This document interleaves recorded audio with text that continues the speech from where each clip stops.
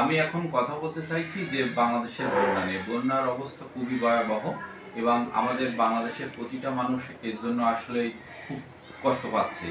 যে বাংলাদেশ কল্পনাও করতে পারেনি যে এরকম একটা ভয়াবহ পরিস্থিতিতে বাংলাদেশ এই সময় রাজনৈতিক অস্থিরতার ভিতরে পড়বে। এখন আমি এর মূল যে কথাটা আমি বলতে চাইছি সেটা হচ্ছে বাংলাদেশের প্রতিটা জেলা থেকেই সহযোগিতা করতে চাচ্ছে। যেমন আমাদের খুলনা থেকে যাচ্ছে বা বাগেরহাট, গোপালগঞ্জ হোক বা অন্য যে কোনো জেলা থেকে যাচ্ছে, তারা আসলে যাবে কোথায়?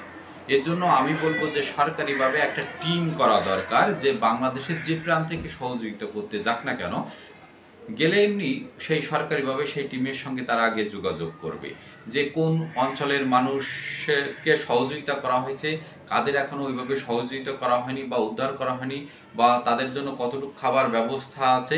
এই সবগুলো থাকবে সেই সরকারি টিমের কাছে, এবং বাংলাদেশ থেকে যারা বিভিন্ন জেলা থেকে যাচ্ছে তারা তাদের কাছে যে সেই টিমের সাথে যোগাযোগ করবে, এবং কার কতটুকু সামর্থ্য আছে সহযোগিতা আসে সেটা সেই টিমের মাধ্যমেই বন্টন করতে হবে।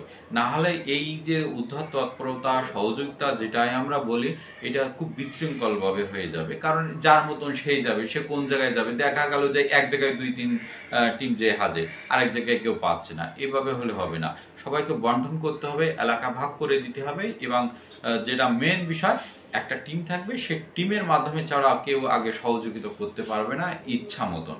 টিমটা খুব জরুরি, এবং সেই টিমের সাথে সমন্বয় করে এই উদ্ধার তৎপরতা চালানোটাও জরুরি। এটাই আমার মূল কথা ছিল।